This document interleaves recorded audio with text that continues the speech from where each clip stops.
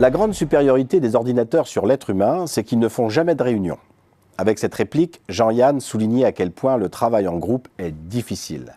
À l'époque, les ordinateurs n'étaient pas encore capables de travailler ensemble, mais ça, c'était avant.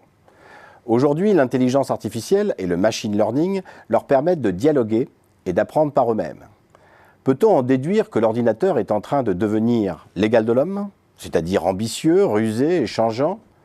Ce qui est sûr, c'est que l'incroyable potentiel des algorithmes auto-apprenants donne autant de raisons d'espérer que de s'inquiéter.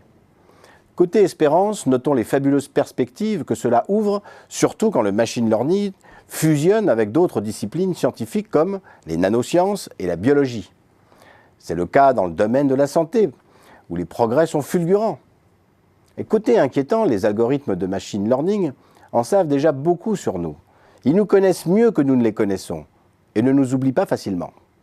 Plus inquiétant, ces technologies auto-apprenantes investissent les sciences cognitives pour les aider à décrypter les mécanismes de la pensée humaine dans le but d'expliquer les conduites sociales avec l'espoir d'anticiper nos agissements et d'agir de façon préventive. Plus inquiétant encore, ces technologies peuvent devenir des outils de surveillance de masse. Avez-vous déjà entendu parler du Social Credit System ? Il s'agit d'un montage algorithmique tenu secret, destiné à mesurer la réputation des citoyens chinois. Plus le score est élevé, plus vous êtes considéré comme une personne de confiance, et plus vous risquez d'être privilégié vis-à-vis du marché de l'emploi, des sociétés de crédit et de l'administration. Déjà plusieurs millions de volontaires ont accepté de connaître leur note sociale.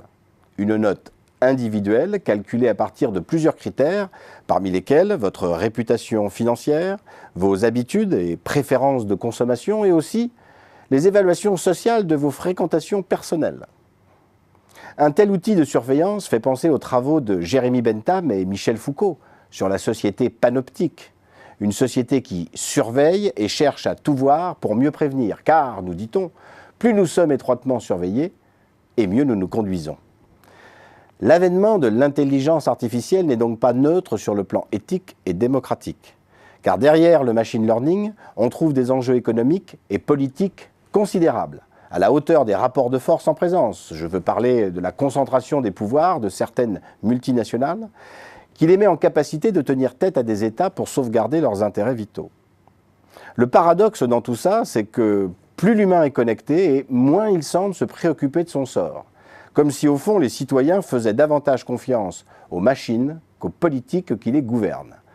Le véritable défi de l'intelligence artificielle sera donc bien plus humain que technologique. Et puisque la démocratie est en jeu, l'intelligence artificielle est désormais un des grands défis du leadership.